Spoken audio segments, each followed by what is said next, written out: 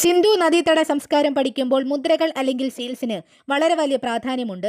നാണയങ്ങൾക്ക് പകരമായും educational ടൂളായും negative എനർജീസിൽ നിന്ന് സംരക്ഷിക്കപ്പെടാനുള്ള ഒരു രക്ഷാ കവചമായും സിന്ധു നിവാസികൾ മുദ്രകൾ അവരുടെ വാസസ്ഥലങ്ങളിൽ സൂക്ഷിച്ചിരുന്നു. വൃത്താകൃതിയിലുള്ളതിനേക്കാളേറെ ചതുരാകൃതിയിലുള്ള മുദ്രകളാണ് സിന്ധു നദീതട സംസ്കാരത്തിന്റെ ഭാഗമായി മോഹൻജദാരോ പ്രദേശത്തു നിന്നും ലഭിച്ചത്. ചെമ്പും ടിന്നും ചേർത്തുണ്ടാക്കിയ വെങ്കലം അല്ലെങ്കിൽ ബ്രോൺസ് ഉപയോഗിച്ച് ആയുധങ്ങളും മറ്റു ഉപകരണങ്ങളും ഉണ്ടാക്കി ഉപയോഗിച്ചിരുന്ന കാലഘട്ടമായിരുന്ന BC 3300 മുതൽ 1300 ഇടയ്ക്കുള്ള കാലഘട്ടമായ വെങ്കലയുഗം അല്ലെങ്കിൽ സിന്ധു നദീതട സംസ്കാര ജനത വെങ്കലം കൂടാതെ കളിമണ്ണും സ്റ്റിയാറ്റൈറ്റ് എന്ന സോഫ്റ്റ് സ്റ്റോണും ഉപയോഗിച്ച് പലതരത്തിലുള്ള ഉപകരണങ്ങൾ ഇവർ വളരെ കൃത്യതയോടും ഭംഗിയോടും കൂടി ചെയ്തു വന്നിരുന്നു. അതിൽ പ്രധാനപ്പെട്ട ഒരു വസ്തുവാണ് മുദ്രകൾ അല്ലെങ്കിൽ സീൽസ്. സിന്ധു നിവാസികൾ താരതമ്യേന സൗന്ദര്യബോധവും കലാബോധവും തികഞ്ഞവരായിരുന്നുവെന്ന് ഇത്തരം മുദ്രകളിൽ നിന്നും മനസ്സിലാക്കാം. ഇതുവരെയും വായിച്ചു മനസ്സിലാക്കാൻ കഴിയാത്ത സിംബൽസും ലിപിയുമാണ് ഇത്തരം മുദ്രകളിൽ കാണപ്പെടുന്നത്. മൃഗങ്ങളുടെയും പക്ഷികളുടെയും അവരുടെ ആരാധനാ ദൈവങ്ങളുടെയും ചിത്രങ്ങൾ മുദ്രകളിൽ കൊത്തിവെച്ചിരുന്നു.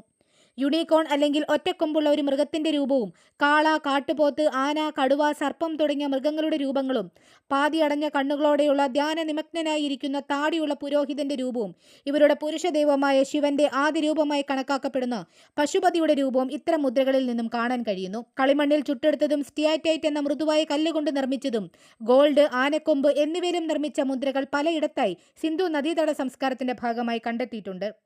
ഇതുപോലെ നിരവധി മേഖലകളിൽ സിന്ധു ജനത തങ്ങളുടെ കഴിവ് തെളിയിച്ചിട്ടുള്ളവരാണ്. Kerala PSC, SSC, CAS, UPSC എക്സാംസിൽ വളരെ പ്രധാനപ്പെട്ട ആൻഷ്യന്റ് ഹിസ്റ്ററി ഓഫ് ഇന്ത്യയിലെ ഒരു ടോപ്പിക്കായ വെങ്കലയുഗത്തെ പറ്റി കൂടുതൽ അറിയാൻ ഞങ്ങളുടെ യൂട്യൂബ് ചാനൽ സന്ദർശിക്കുക.